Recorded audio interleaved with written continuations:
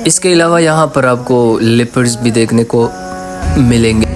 ہاں آ گئے ہم بالکل ٹاپ پہ، تقریباً 13,000 فیٹ کی بلندی پر ہے ہم، اور یہاں کا موسم ٹھنڈ بہت زیادہ ہے لیکن جگہ بہت خوبصورت ہے. اب ہم مزید آگے جائیں گے انشاءاللہ. امید ہے کہ وہاں پر سنو ہوگی، سنو فال، وہ بھی انجوائے کریں گے. اور یہ دیکھیں اتنا صاف پانی ہے نا کہ مزہ آ جاتا ہے. ماشاءاللہ ماشاءاللہ، موسم بھی بہت خوبصورت ہے. یہاں پر تھوڑا سا راستے کا مسئلہ ہے، اس وجہ سے ایک سائڈ کی گاڑی جائیں گی تو دوسری سائڈ کی گاڑیاں پھر آئیں گی. بہت ہی خوبصورت جگہ ہے جناب. مجھے تو اسکردو میں یہ جگہ بہت خوبصورت لگی. ایک یہ ہے کہ مطلب بورنگ بھی نہیں ہے، آپ انجوائے کر سکتے ہو جہاں بھی دیکھو. ہاں، کھلا آسمان، اللہ کی شان ہے یار. سبحان اللہ سبحان اللہ. نبی نے کہ کچھ گھر بھی چھوڑا تو صدیق اکبر کے ہونٹوں پہ آیا ہے. جو پوچھا نبی نے کہ کچھ گھر بھی چھوڑا. یہاں سے آپ کو ایسا لگ نہیں رہا کہ ہم اتنی اونچائی پہ سفر کر رہے ہیں، لیکن یہ بالکل پہاڑوں کے اوپر تقریباً 13,000 فیٹس کی اونچائی پر.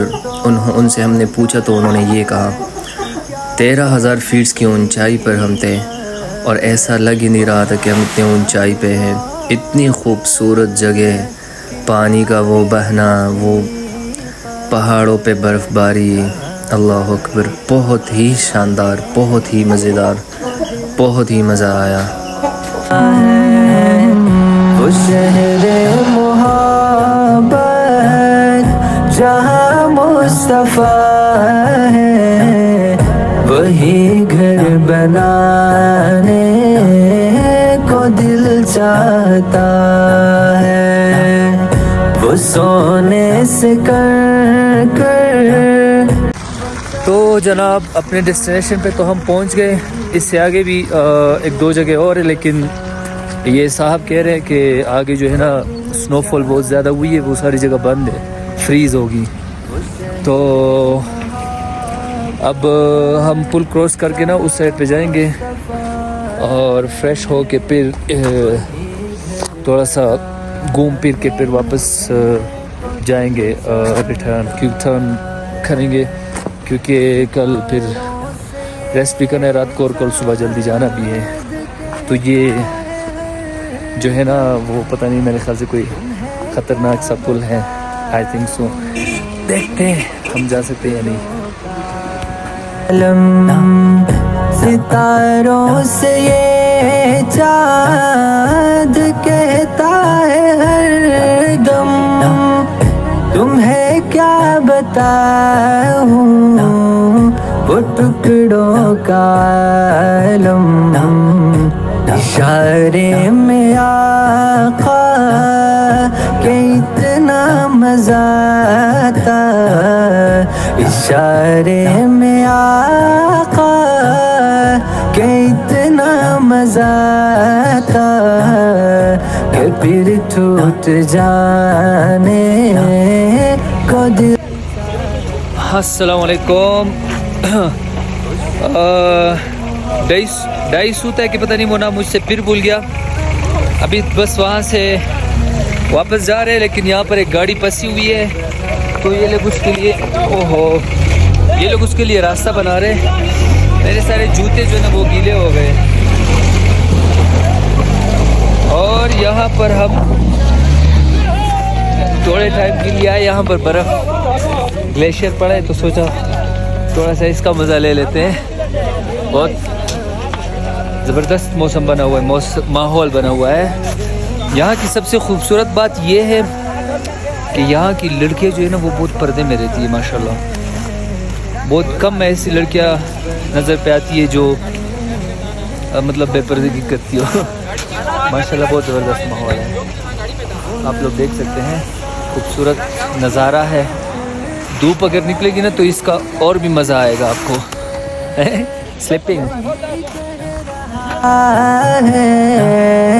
وہ خیمے میں رو کر، وہ ننھا سا اصغر وہ ایڑی رگڑ کر یہی کہہ رہا ہے، وہ خیمے میں رو کر اے بابا میں پانی۔ دیوسائی کا دیدار بھی ہو گیا، مزہ بھی آیا، انجوائے بھی کیا الحمدللہ، اور یہاں سے پھر واپسی کا سفر شروع ہو جاتا ہے۔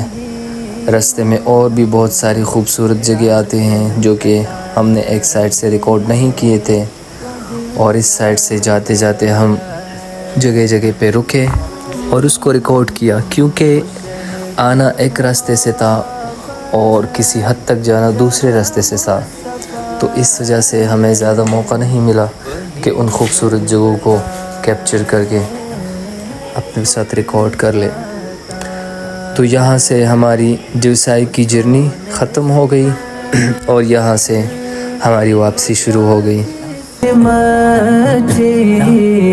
نظر میں بسانے کو دل چاہتا ہے، وہ شہر محبت جہاں مصطفیٰ ہے، وہی گھر بنانے کو دل چاہتا ہے۔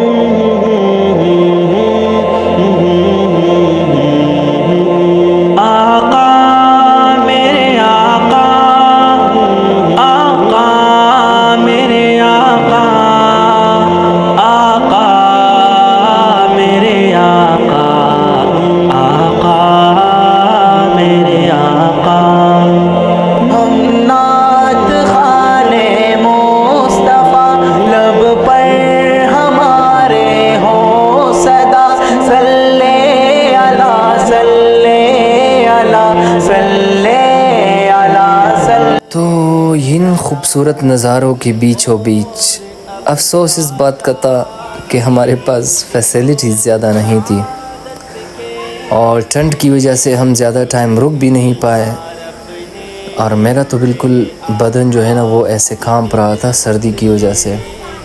ہم زیادہ سے زیادہ 10-15 منٹ ہی رکے اور پھر واپس چلے آئے، اور روم جب پہنچے تو بہت سکون ملا۔ خیر یہ تجربہ ہو گیا کہ اگلی دفعہ جائیں گے انشاءاللہ تو پوری تیاری کے ساتھ جائیں گے، اور اچھے سے ان خوبصورت جگہوں کو دیکھ کے یہاں پر اسٹے کر کے دل بھر کے واپس آئیں گے انشاءاللہ۔ یا رب نے مجھے آقا کی مدحت کے لیے، دشمنان مصطفیٰ نے بھی کہا صادق انہیں، دشمنان مصطفیٰ نے بھی کہا صادق انہیں، رب